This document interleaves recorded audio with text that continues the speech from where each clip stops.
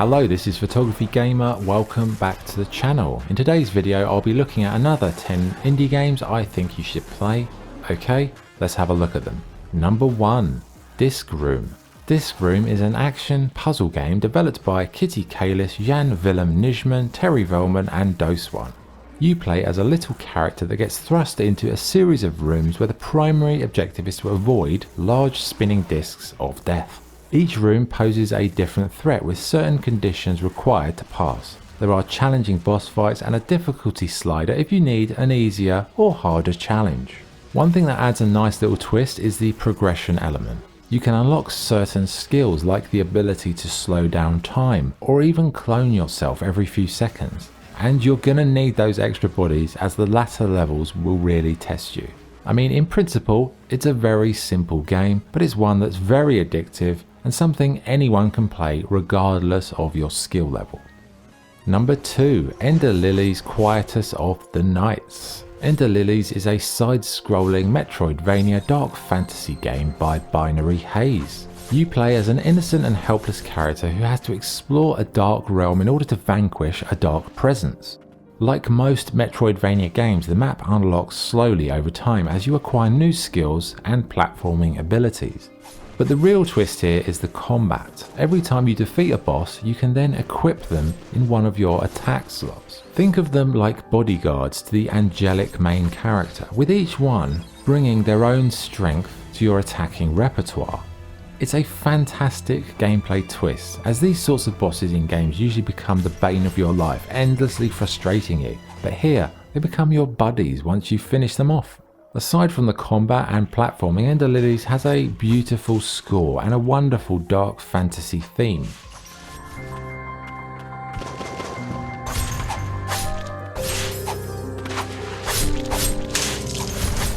It may not be the best Metroidvania game out there, but the unique combat mixed in with the beautiful art style makes it one that does stand out from the crowd. Number 3. Curse of the Dead Gods. Curse of the Dead Gods is a roguelike combat dungeon crawler developed by Past Tech Games. You play as a brave adventurer seeking fame and fortune, both of which lie down in the depths of the dungeons. But death also awaits, and being a roguelike, you will be dying every 15 minutes or so in the beginning. The dungeons shapeshift from one run to the next, meaning you'll have an unpredictable path with varied enemies, treasures and perks to discover. The combat is fast paced, fluid and some of the most satisfying gameplay in this genre. Every room that you enter has a potential curse that will affect your character's state, which means by the time you're at a boss fight you'll be riddled with all manner of dastardly disadvantages. As you die over and over, you will accumulate various types of currency, and this can be used to unlock new starting gear or add various benefits that will help you delve deeper. Due to its repetitive nature, it isn't one for long sessions, but if you're looking for an entertaining game for a short burst with really good combat and lots of variables, Curse of the Dead Gods is well worth a go. Number 4. Death Road to Canada. Death Road to Canada is a roguelike zombie apocalypse road trip game developed by Rocket Cat Games and Mad Garden. The aim of the game is to get your group of survivors to Canada by any means necessary. Firstly, before you start your adventure, you have a fantastic character creation system that lets you create a whole roster of potential survivors. And with a little creativity, you can create the likes of Rick Grimes and Negan from The Walking Dead, Santa Claus, the Joker, or even Napoleon Dynamite, or Walter White lookalikes. You start off with a couple of characters, but as you head on the road or stop off for supplies, you can add to your group. But you've got to consider fuel, ammo, and most importantly, food supplies when you're doing this. Combat is simple with various melee weapons and trusty firearms if you're lucky enough to find one. The game features lots of random moments while you're out on the road travelling, and these can be beneficial to your group or absolutely legendary trolling by the game, turning what looked like a great situation into a bloody disaster.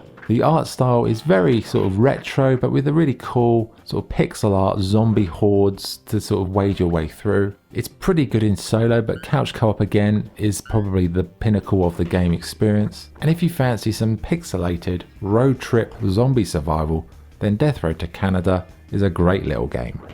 Number 5. Rain World.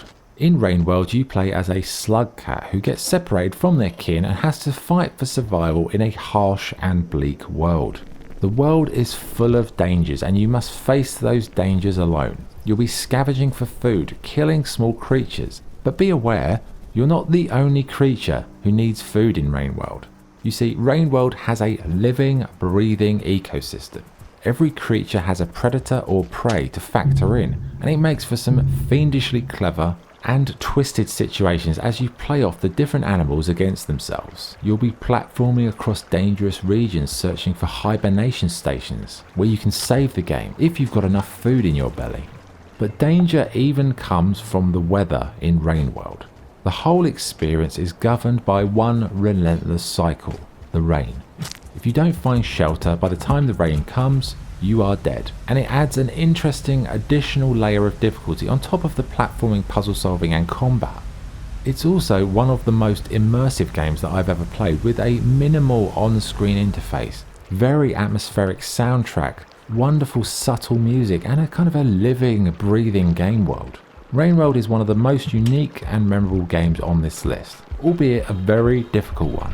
But if you are up for the challenge and want to immerse yourself into a fascinating game world with a believable ecosystem and really clever AI, give this one a go. Number 6, Superhot.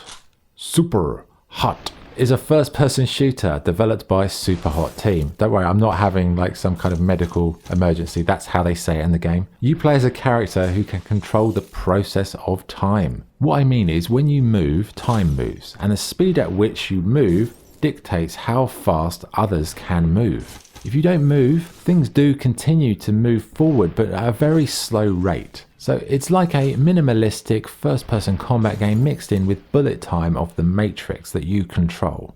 You're always under threat from these red enemies as you fight them off or seek weapons to aid you. Death comes very easily, and it's a game about repetition, finding the right sequence of actions to pass to the next level. It's a very unique game, visually cool, and one of the most innovative games on the list, well worth checking out.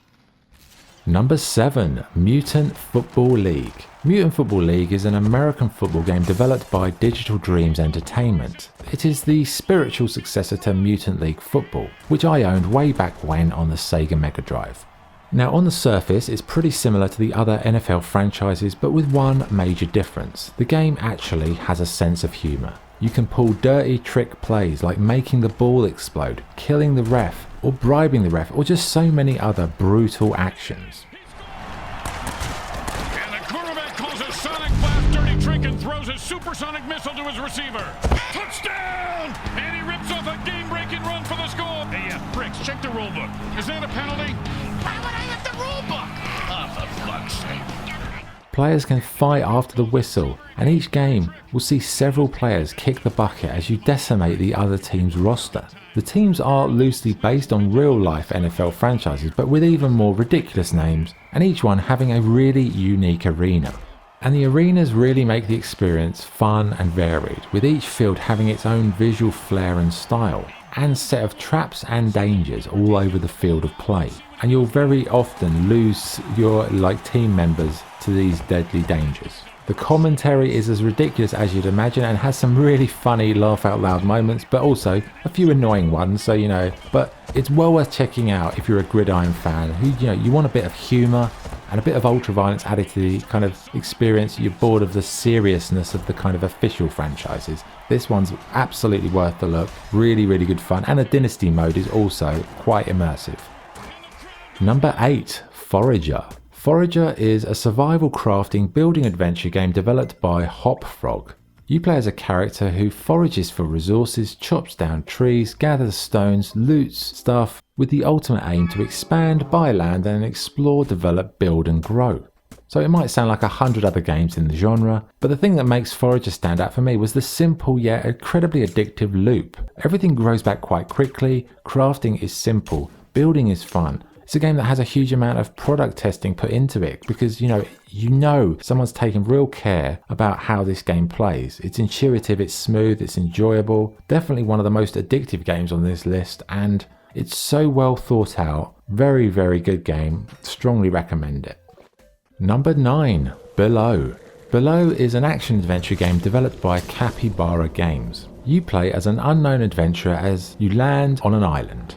There isn't a story as such, you're simply left to explore and delve down deep under the island. You have a light to lead your way, and you can also craft items, use various weapons and other things on the way. You'll light fires, gather precious resources and eat some stew to replenish your health. And it's a fascinating and immersive game with reasonably good combat and a kind of a tangible atmosphere. But when you die, it kind of sucks the life out of it a little bit. Death is permanent, and that means you take on the role of another random adventurer who lands on the same beach you did on day one. Now, for me, this does have a bit of a bad effect on the overall enjoyment, and it's probably not the best game on this list, but saying that, when you are on a good run and you've been exploring the depths for hours on end, fighting off enemies, surviving, getting to the next campfire, blah blah blah, it really can be fantastic.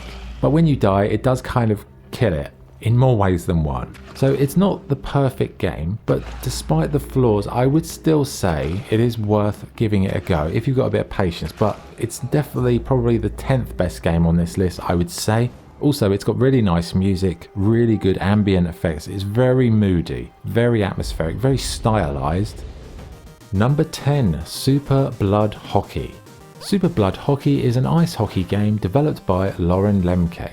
In Super Blood Hockey you can play a variety of modes, but for me the standout was the career mode where you can build your own team. You can hire a bunch of misfits, head to the gym, or just buy some dodgy steroids from the guy in the parking lot and send out your team juiced up to the gills.